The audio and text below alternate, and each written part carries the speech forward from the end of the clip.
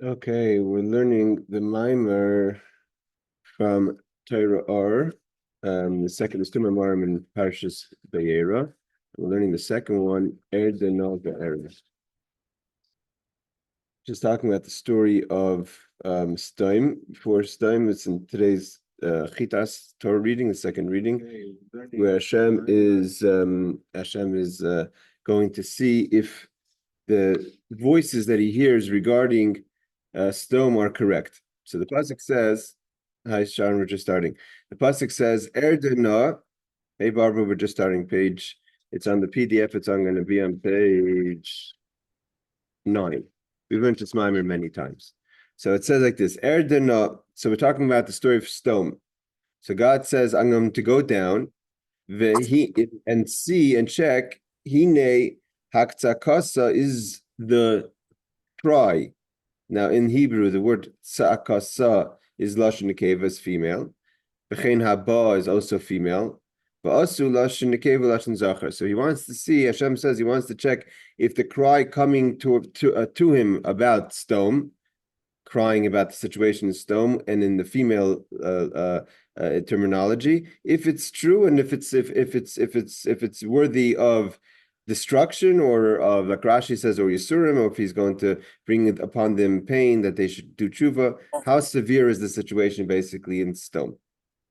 So he says, now, so to understand all this, the Rebbe has like this. What's this idea that God has to go down to check? God sees everything from heaven, like it says in the Tehillim chapter 33, verse 13. So what does it mean God has to go down as if to move from point A to point B to check, like a human, so to say, has to check what's the situation? What is the means the cry out, which we said again is female? So who's crying? The question is who crying? So Rashi brings down, of course, the medrash that says the girl who was being tortured to death through honey and bees, her cry. But so Rashi says the Alter Rebbe is taking the other view, or he's pointing out the second view, which is the same idea. It comes together. Her cry is the cry of the voice of judgment. The attribute of judgment that's demanding judgment to the behaviors of the people of Sodom, like torturing this young girl to death for feeding a poor person. So the attribute of judgment comes and claims to God that he needs to take action. She's midas malchus. This is the attribute of malchus, kingship, which is din, shnikra din, judgment. Like it says, dina de malchusa dina, the judgment of the king, so to say, is a judgment. So the king, one of the king's jobs is to judge. It's a lighter kind of judgment. Like it says, melech b'mishpat yamid aretz, that through a king's judgment, mishpat is judgment, the earth will stand, but it's not a harsh judgment. So therefore, like it says, the cry that comes towards God, like it says, the erev hiba, that at night the woman came out, which is talking about, it says about Esther, and it says v'rachel ba, and Rachel also is female. So these are all ideas of judgment, the voices of judgment, the voices of the female judgment that's coming to demand judgment on the situation of Sodom. What does this all mean? The main question is, what does it mean that God has to go down to see? Even if the cry is coming to God, why does he have to see it move, so to say, downwards to see the situation? It'll be very to understand all this. It says, we have to understand this, we have to first understand what's brought down by our rabbis. That it's known to, so to say, in front of he who said, and the world was created, that it means God knows everything that's happening. It's revealed and known all happenings in the world. Now, the philosophers, he's not talking about non-Jewish philosophers, he's talking about even Jewish philosophers. Nilu lahasik inin hashgacha pratis. We're trying to understand, what does this mean, divine providence? What does it mean that Hashem knows everything? For instance, a person wouldn't jam his or her finger in this world, Elim came Achrizin Alav Maila, that has to be a decree. The person would think that I by mistake closed the cupboard on my finger, that nothing happens by mistake. Hashem has to be a decree in heaven that you going to jam your finger, even though it seems something so trivial, so small. The Kashalem, but the philosophers are struggling with this concept. If God is all one, and one doesn't mean that he's just one, but everything is one, right? All the midas, the separation of the midas themselves, of the attributes themselves, comes from a descent in the light of God. But from the essence of God, God is one. He's one with his spheros. The spheros have no separation. So Echad Emes, real true one. So seemingly they feel that if a God is really one in his essence, how does he see details? The whole point of details is separation. So how does he have all these details as if there's a knowledge about and a decision about an individual person at some point in history is going to jam their finger? And so they're trying to figure out what this all means. Hashgacha Pratit, how could God how could God, so to say, know all the things that are happening that are Rabbim are many details. That's all details. So the answer to the philosopher's question was that that it's Lifnei Hashem, that it's not that Hashem knows it in a way of investment. It's as if it's a passive information. Gol v'yidua is passively he knows. She'eni diyasa yizbarach, God's knowledge, kidimin diyasa adam eis adavar. It's not like God knows it like a human knows it. Shedaita hisik adavar, that the person has to invest their mind into the concept. U'metchila lo yadai, first you did not know it. And now that the knowledge comes before you, you know it. So there's a change in the person's understanding of a situation. And when you know it now, before you didn't know it, so now your mind is invested in this knowledge, and you apply yourself with your thinking to understand this. And before you knew this information, your mind was empty of this information. So therefore, what's the point? That's called shinoi v'his spilus. That a regular person, by information that comes to them, first there's a change.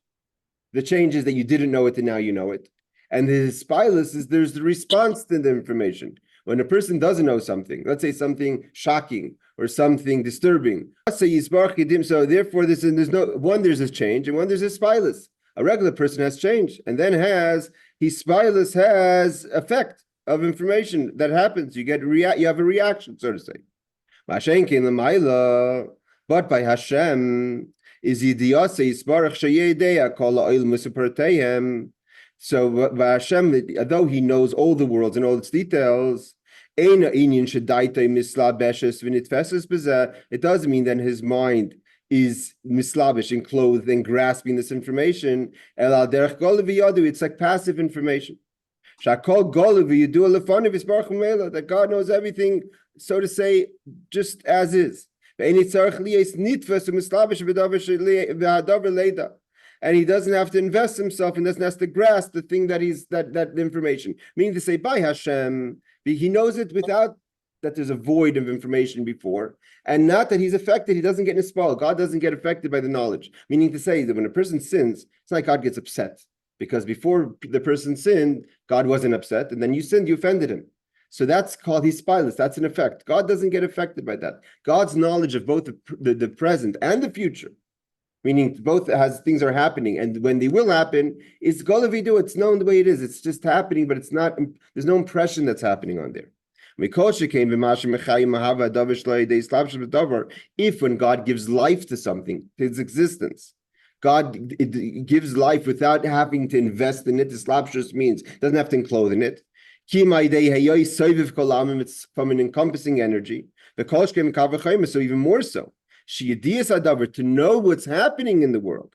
And all its details, God doesn't have to enclose himself or grasp in it. So the answer that what the Chazal is saying is, what Alter Rebbe is explaining is that the question is that if God is one, details, by definition, when you know a lot of things, right? There's too much, someone says the expression, there's too much information coming my way. Why? Because there's so much pieces of information. It's too much for me. So let's even say God is okay to handle a lot of information. He's capable, he's large. However, that said, it's a lot of details. So in the details, if you're saying God is one, how's there details? He knows one thing, he knows a separate thing. So the answer is that God's knowledge of things is passive. He knows it, go do. It's passive in front of him, both as it's happening and when it will happen, and that it will happen. But it doesn't, it's not that there's a void of information before that it's filling, and there's no impression, there's no spyless. He doesn't get affected. Just because something happens, there's no reaction. We don't understand something like that because we're not built like that. We have either we know something, we don't know something. When we don't know something, there's an emptiness. When we know something, it's full. When we don't know something, we don't have a reaction. Once we know something, we react it if it's something that's worthwhile for reaction. So God doesn't react to things just because he knows something. That's the question is, why is it a punishment? We have to go into the details. So this is the whole story of stone. If God knows what's happening without investment, it's just passive. So how does it work with punishment? How does it work with reward? So that he's going to go into. That's why it says you have to go down. Basically, God set up a system. The answer what we're going to learn is what we've learned this many times. God set up a system where information comes to him as God created things that react. For instance, the midos, the spheros are made to react. Chesed is made to react to do kindness. Yira, fear, is made to react in fear and in gvura, severity. Din, judgment, is made to look at things in a judgmental eye. But those are manifestations of God. They're not the essence of God. And their job is to sort of say, bring their case towards to the simplicity of God. And God is going to have to decide if he's going to go with the way the attribute of judgment understands the situation, or maybe go with the attribute of compassion. These are complex concepts, but this is basically the idea. So if the information is revealed to God in a, so to say, a passive way, then so then there's not a question that you could say that there's a lot of things. That's only a lot if it's known with investment. You have to engross yourself and clothe yourself in a situation, then there's a lot of details. But if you're just seeing it like a person sees a picture, right? A picture has, for instance, a picture has thousands or millions, depending on the quality of pixels, right? The person doesn't see pixels. The person sees a picture. That's Gola V'yadua. It means you're not looking at the details. You see the end product.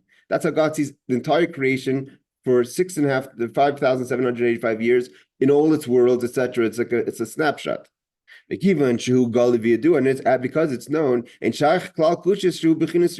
can't ask about the details because it's not about the details. That's only a human has details in knowledge. A human could only understand the situation when they invest to know something. You don't know everything, and surely don't know what's going to happen. And therefore, when you know something, it's a piece of information that you did not know before. And that's why the prophet says, Yeshaya says, that my thoughts are not your thoughts. We're not built the same. God's built. But what I'm meaning to say, the functionality of godliness is not the functionality of a human. Although there's a lot of similarities, but not everything. Like you have a machshava, but it's not my machshava. Your thoughts are not my thoughts. By God, it's just revealed to him. The Rebbe says, because this is obviously a complex concept, the Rebbe says, the intellect will understand the refinedness of this idea, but not everyone could understand it. It's not for everyone to understand. Okay. I mean to say it's a complex concept that needs a lot of thought and application.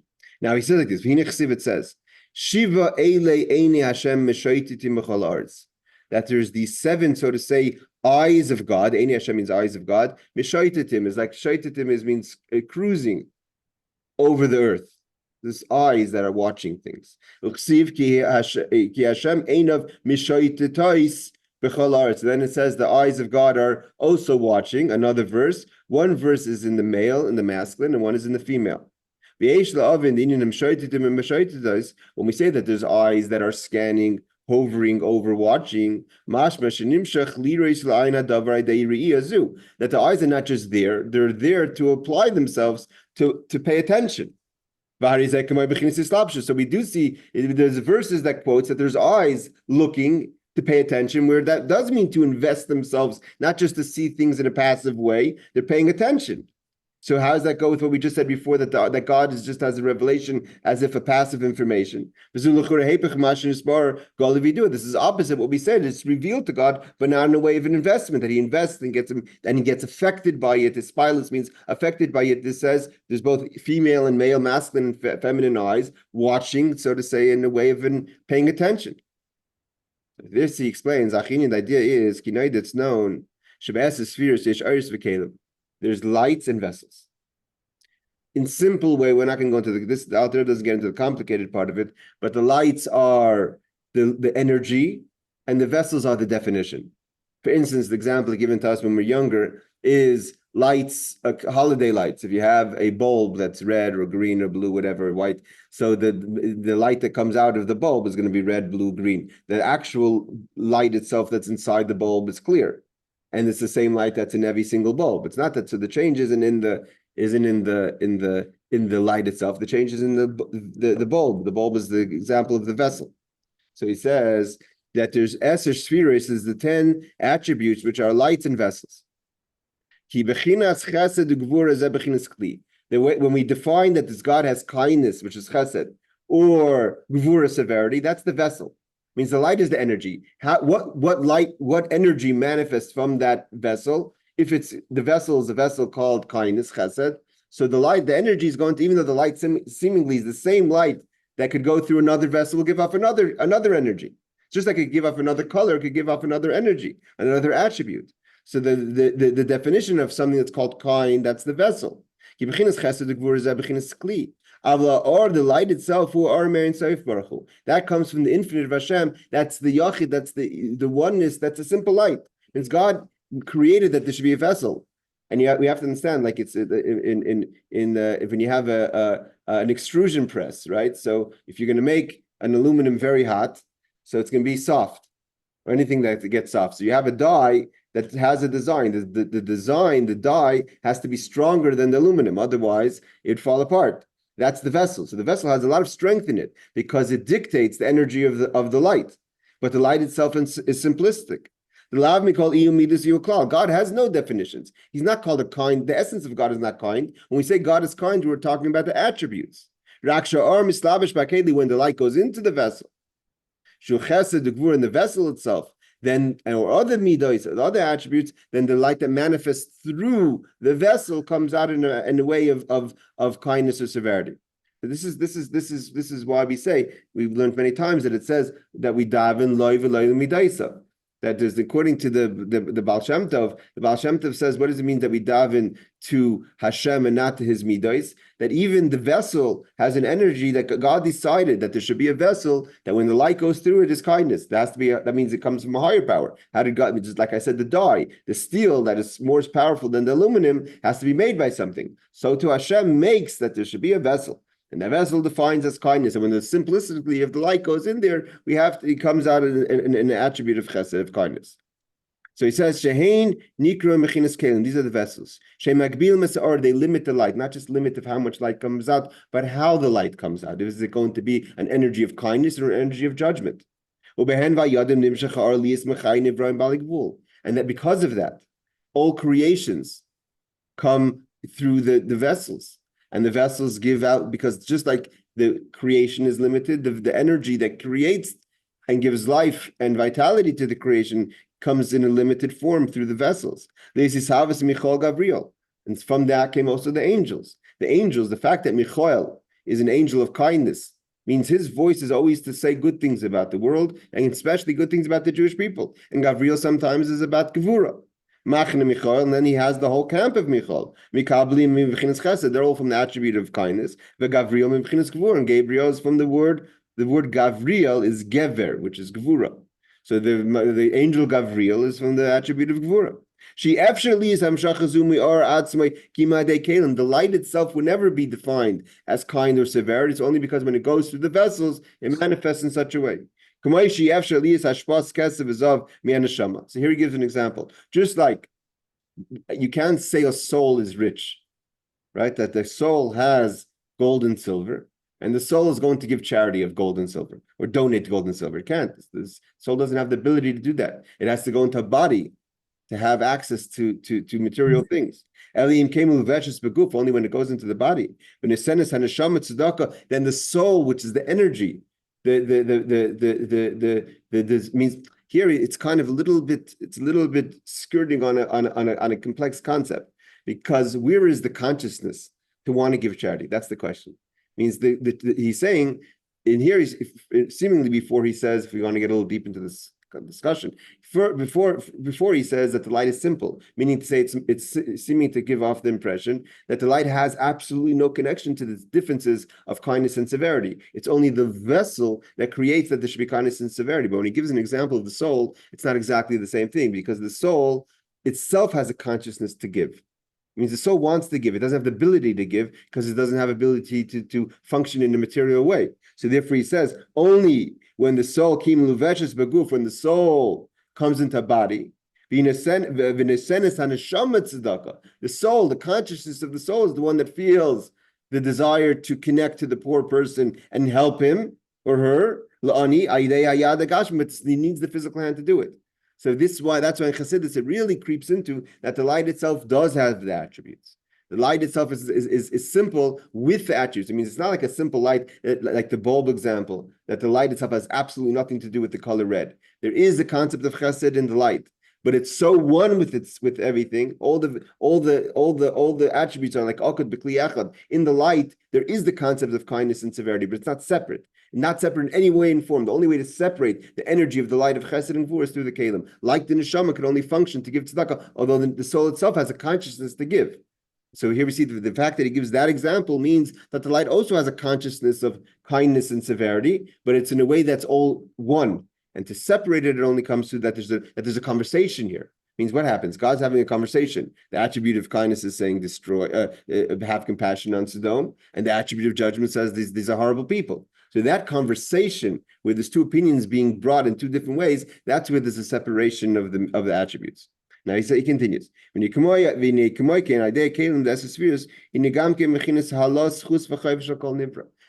there's the 10 attributes of kindness and severity, I mean, there's different attitudes, there's different ways a person that's always a healthy, balanced person is a person that's not always consistently going to go in a certain way.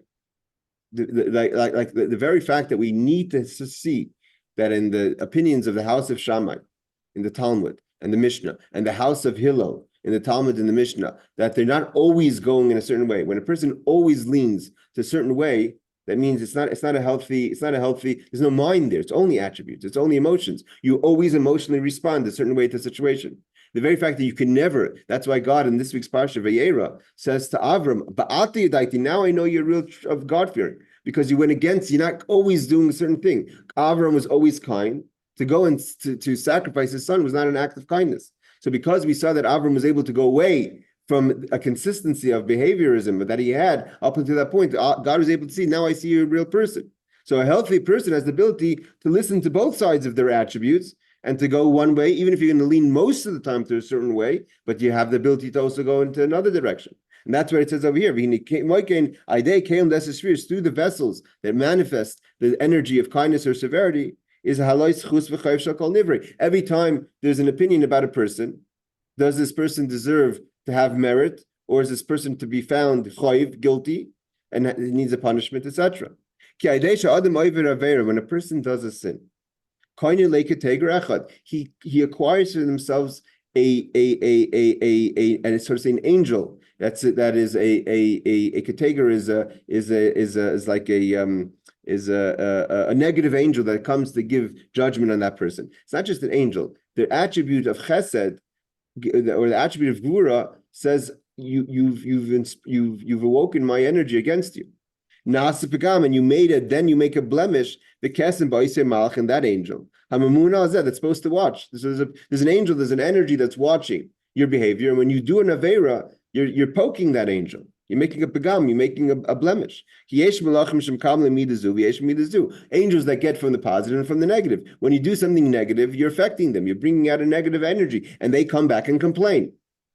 Like we said before, there's the kingdom or there's the armies of Michal and the armies of Gabriel. And there's different levels of angels. So there's maybe a small angel that got affected by your Avera, and he passes the message up to the next angel above him. Until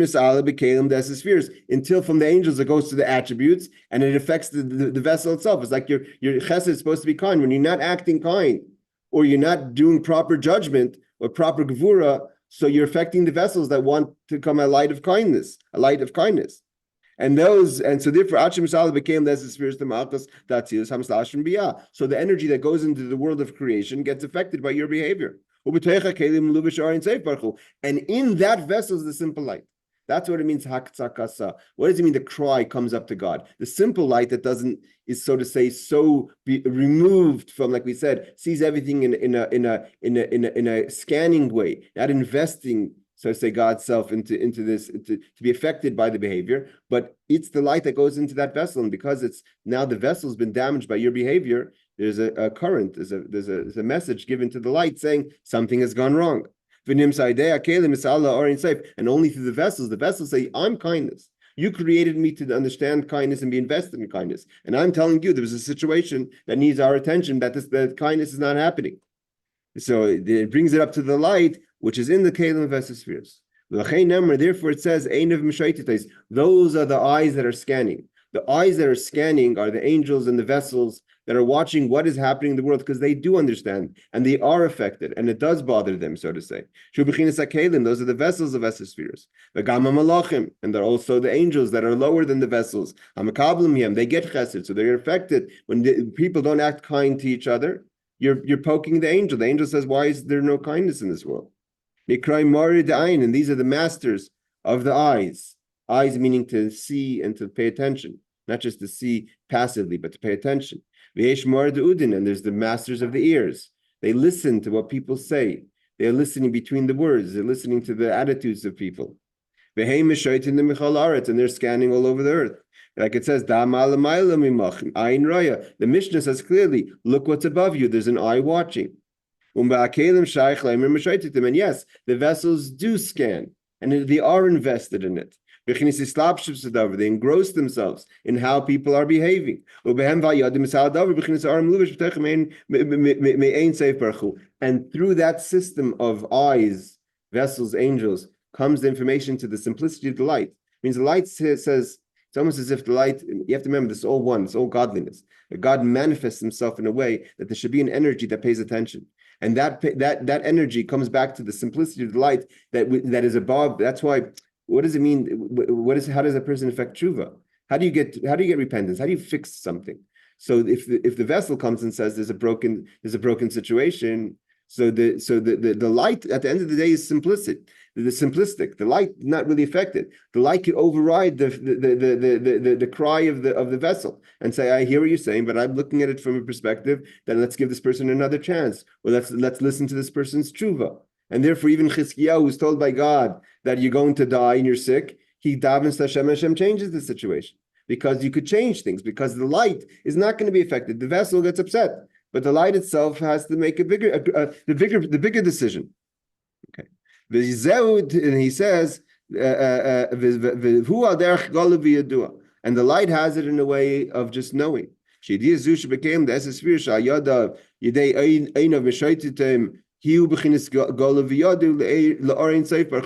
reveals it to the infinite light, which is in the vessels. And therefore, the light doesn't have the attributes, doesn't get offended. It's not personally offended, because God, in order to get offended by something, you have to be built in a way that something offends you, right? A person is kind. A kind person hears about something that people are not acting kind, it affects you. Why? Because it affects you, who you are. You're a kind person. So a person who doesn't behave kind, or if there's not kindness is not happening, or there's no boundaries, if it's talking about gvura, so you get offended. But if you have no midas, you don't get offended, because you're not reactive to anything. You're not defined by anything. So because God is not defined by anything, so the reaction is, so to say, almost like you could say make believe, because he doesn't really care, because he's not reactive by anything. But the truth is that the light itself does have attributes, but it's in a way that's, you don't see it. It's a simplistic light. This is the answer of the philosopher's question.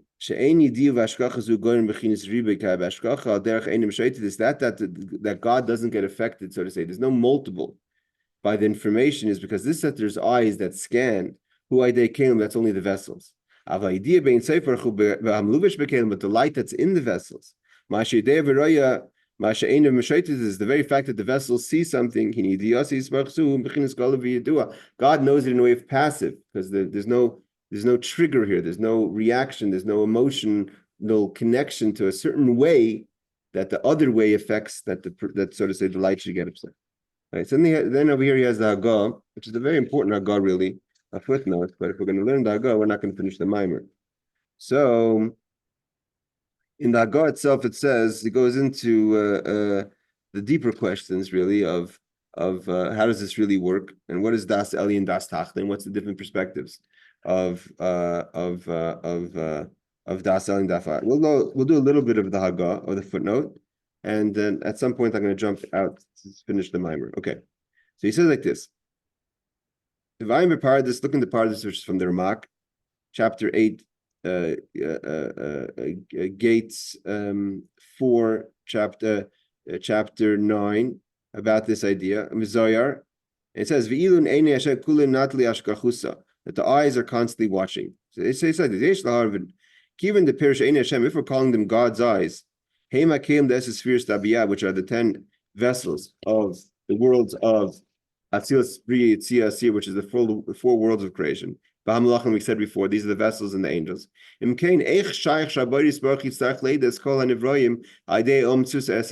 we ask the question that how is it that God needs the vessels to know this information? So we're saying, like, so to say, as if the vessels are bringing the information because God is simplistic, so to say. So what does that really mean? God sees it himself, what's happening. Why does he need the vessels to see it? I understand if you want to say about the flow of life, I mean, there's two things over here. There's information and there's life, vitality.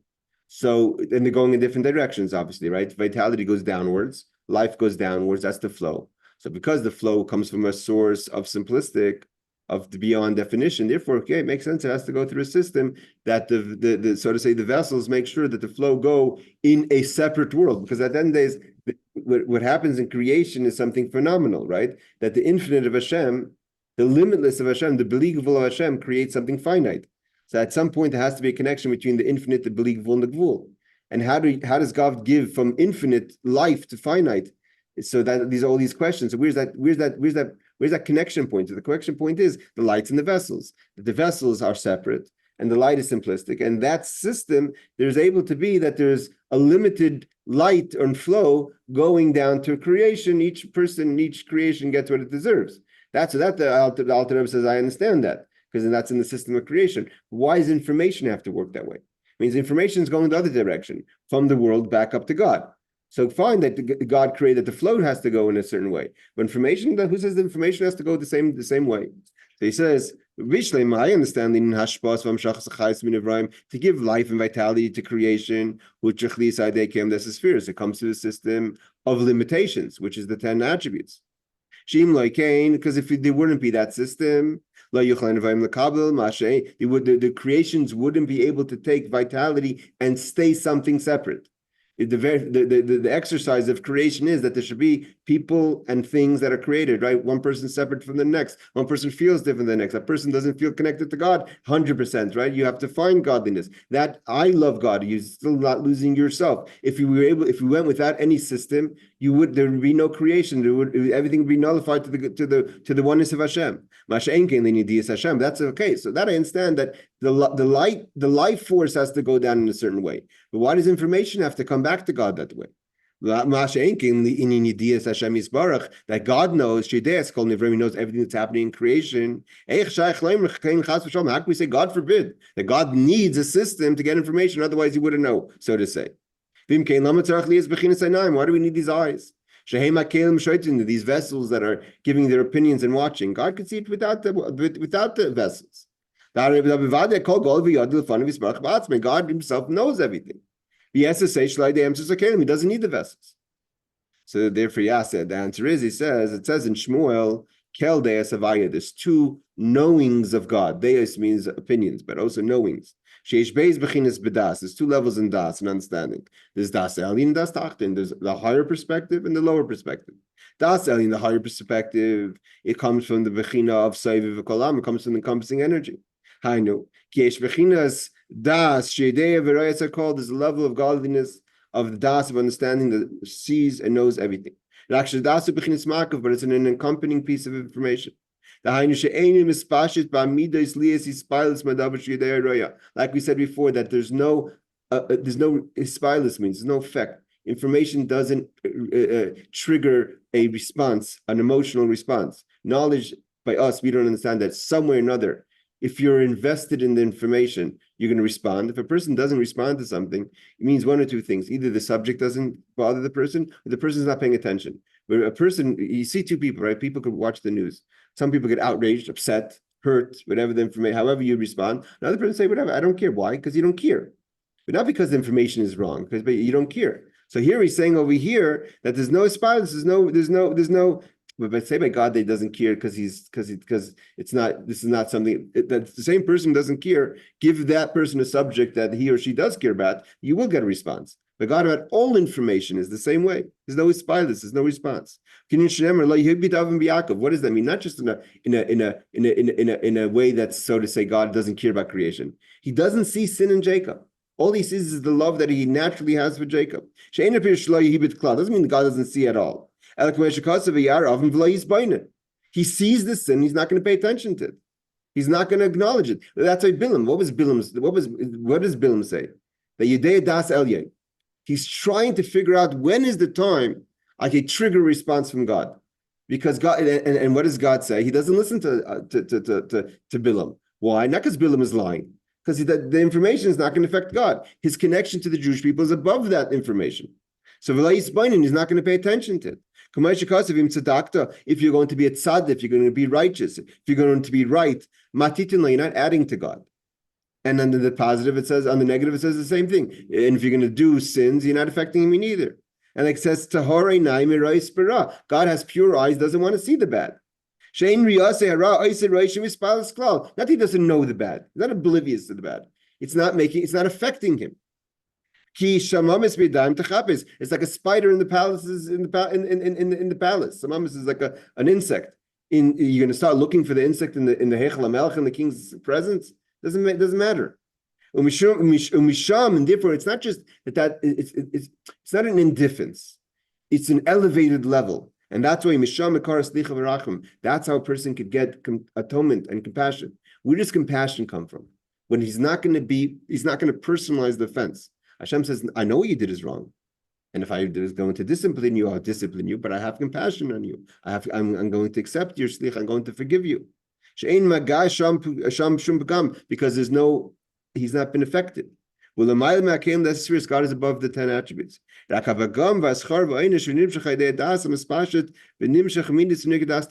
there is reward and punishment, and there has to be accountability, comes from the lower perspective. That's the way Hashem encloses himself, the energy that's in the world. And in the world, there's right and wrong. Which is the 10 sfirot. Therefore he says, where does this information come from? It comes from the eyes that are watching, that Hashem has placed to be affected. Which are the attributes. Where there isn't a thing, that there is a reaction. Spilus again means reaction of reward and punishment. Because you affected the vessels, you weren't acting right. But the knowledge that God has above the vessel, even though it's unknown, so the Alter Rebbe says the effect is that further. So he asked the question: why does that vitality has to go through a system? Why does information have to come back through a system? He says that's why. Because if not for the system, God knows everything that's happening, but it's not going to be spileless. He's not going to be affected. You know, when the person says, your son did something, I don't care. Why? I'm not going to be affected. I'm not allowing my love for my son to be affected, no matter what this child does. So that's that you can have a conversation with that parent, right? because then there's going to be no discipline. Then that level, in the positive way, God is forgiving. V'teida, he says, Shekenu, this is the way it is. Meaning you read this to Bechira. And here he goes into the idea of God's knowledge and choice. She'ein hayediyah Hashem Yisbarach yediyah shezeh yitzadik Rasha machras bechir klal ve'echu. Okay, we're going to skip this. This is we might as well finish because it's a very short amount of time. This short part. Here he goes into the next question, which is even more complicated. So about God is one thing, but what about bechira? What about free choice? If God knows everything that's going to happen, how does that not affect the free choice of a person? A person can come back to God and say, "You knew I'm going to be like this. You knew everything. So you're telling me that I chose to be bad? I didn't choose to be bad. It was you knew about it." So now comes the question: how does God's knowledge not affect free choice? We're not going to get too deep into that because that's a very complex conversation. This that God knows before it's going to happen, that's from the higher level of perspective. That's without the 10 vessels. The 10 vessels don't know. And therefore, when it happens, they get upset. When it doesn't happen, they're happy. Or if you behave well, they're happy. When you behave bad, you're upset. But God's knowledge of the future is beyond the 10 spheros, he's saying. The eyes that are watching only see what's happening, not what will happen. The angels don't know what you're going to do. Although we do find in last week's parsha and in this week's parsha, the angels know that Ishmael is going to hurt the Jewish people in the future. The top Rashi mentions it. And nevertheless, God says, what is he doing now? What do you tell me what he's going to do? So we see the Malachim have some sort of information of the future, but maybe obviously not in the details. It doesn't make an effect in the angel yet. That God knows the future, even what a person's going to do before that person does it. That doesn't come through the vessels, through the vessels of the angels. Comes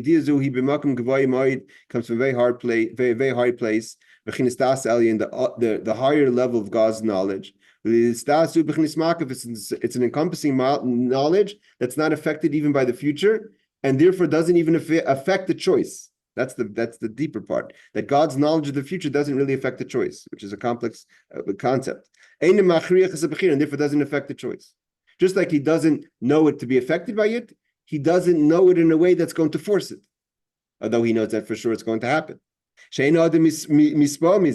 Just like God doesn't get affected, the person doesn't get affected. And because the person doesn't get affected, it's not guaranteed that the person will act that way. Just like the attributes don't know yet what you're going to do to give you punishment. You can't punish you on something you're going to do in the future. It only happens from when you do it, when they know it, and when it's done, then there's a question of reward and punishment.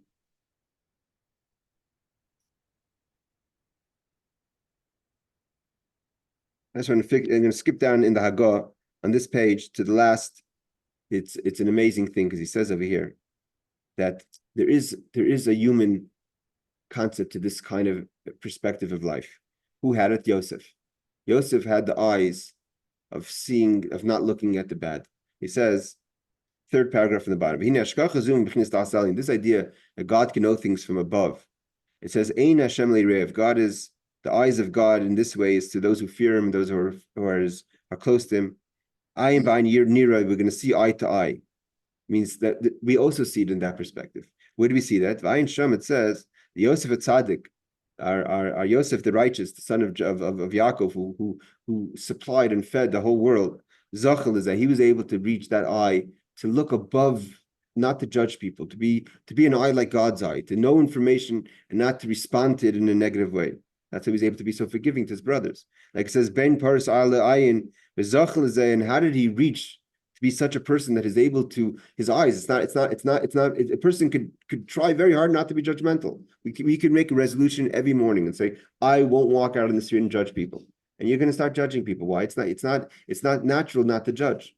So how was he zoicha? How did he merit that he elevated himself above that level? By Kakal Yosef, because he fed other people.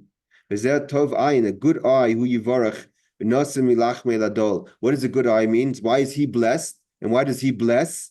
Because he gives from his bread to the poor person, the dollar to the poor person. You can work on yourself to elevate yourself to be above a person who judges. Now he says, and this will understand that Sdom was the opposite. Why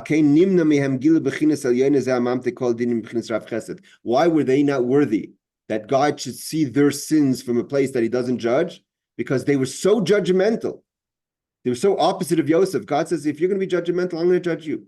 Yosef elevated himself out of being a judge, a person of judgment. So he was elevated from he reached the level beyond judgment. The people of Sodom were all about judgment, so God judged them. All right, let's go back to the original text. The next page. The Mishpatim, it says,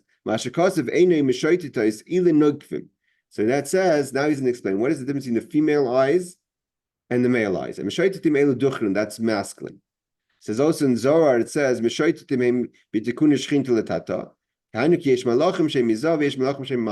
even in the eyes themselves, the perspective of the vessels, there's a masculine perspective and a feminine perspective. We're not talking about men and women, but masculine and feminine in the angels and in the vessels. Like Rav Chaim Vital, the student of Arizal says, what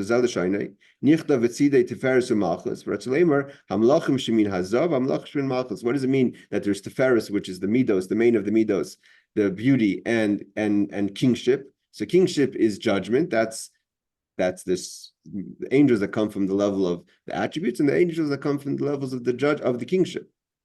So the angels that come from Shechina, which is Malchus, that's called the female vessels. The girls were elevating to Yosef. Yosef is the end of Zah. This is the eye of judgment.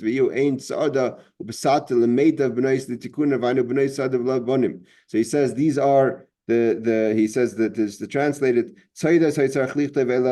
says these are the eyes of judgment that are female, the girls, and not the boys. The eyes of the king, so to say, of a king that judges is a female eye. Pirish, so he explains what this means. The attributes of malchus, of kingship, like it says, Melech b'mishpat yamid, the king will judge. They go into the female angels. That's what it means. The girls were traveling. They see it from a female perspective of what people are doing. And it says, those are the female eyes that are watching. And therefore, they demand judgment. The female eye that sees a situation and demands judgment. And that's why when God said, I hear a female voice, the girl's voice, the female voice that comes to me, Lashon Nekeva, the feminine, the judgment of the king, judgment says this behavior of Sodom cannot go unanswered. They are bringing up from the perspective of the feminine, so to say, vessels. A boy light that comes to God, that means comes to the Orient Seif, the infinite light. Again, God has the eyes through the vessels. So there's the eyes that see things in a judgment way, and that's the female eyes, and that's the female voice that demanded that God take judgment on Sodom. That's why God said, I must go down and see. God said, let me bring down the attribute of kindness from a masculine perspective. Maybe the masculine perspective will say that there's a place to have kindness over here. That midos are mainly kind. The eyes, the masculine eyes, are lashon zacher, are seeing things from a kindness perspective. And I want to see if the cry that was coming from Midas Hadin is right, or maybe we could find a kindness in the story. I mean, not that they were kind people, but maybe we could find an angle that they shouldn't be destroyed. Maybe we could find some sort of merit in the people of Sodom. And he says, like it says in the Medrash,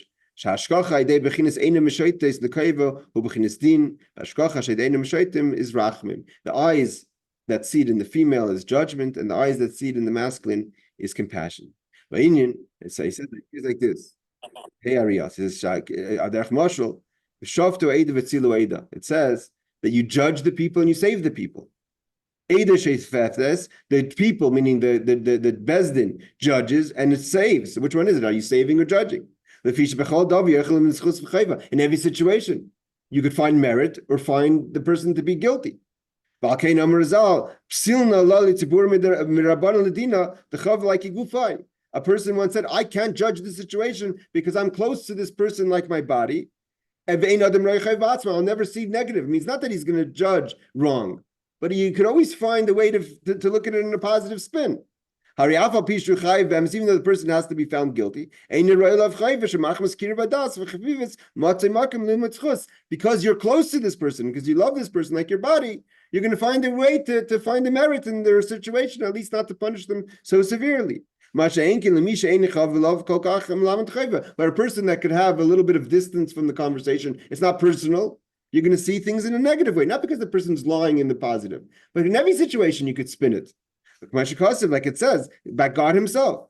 When God destroys the Mabul, destroys the world, he says, he says people are all bad. And because they're bad, I'm going to destroy them. That's the way they do. They do bad things. God says, I'm going to destroy the people. I'm going to bring the flood. Only because God saw only the negative, he said he's going to punish them. And then afterwards in Noach it says that God says he's never going to punish the people. Why? Because what do you want from them? Their tendencies to be bad. So which one is it? Are you going to judge them or are you going to save them? The same argument to save them is the same argument to judgment. First he said, I'm going to judge them because they always do bad things. And then he says, I should really have compassion on them because they're not nice people in the first place. It says, God said to himself, I'm never going to curse the earth again because of man. A person is always bad. So what do you want from him? Only because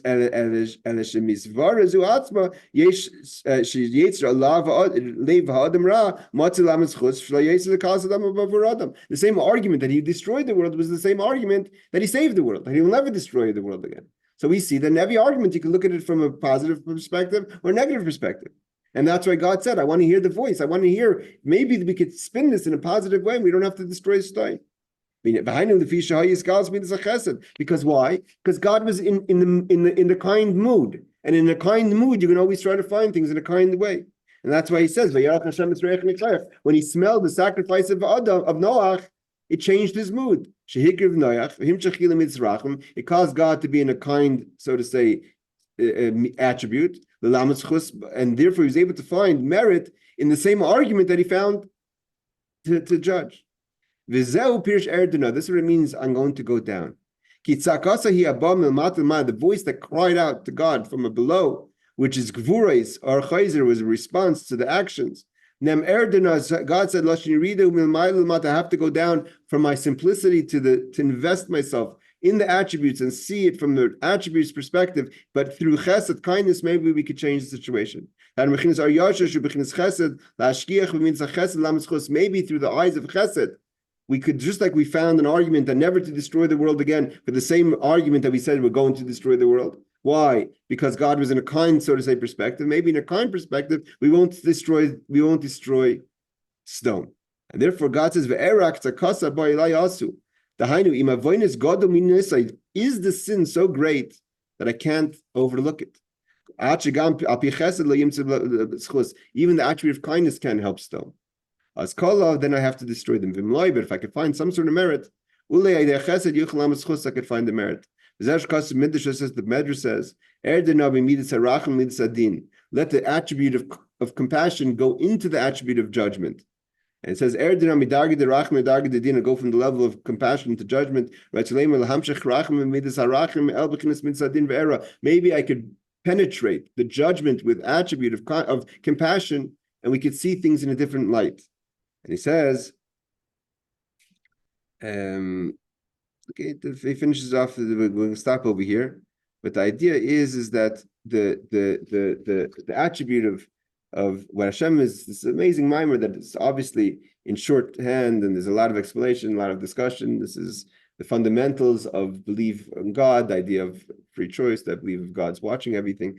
But the idea that we're coming over here in the story of Sodom, that we see two things. One thing is that the attribute of kindness cannot find an angle in the kind way.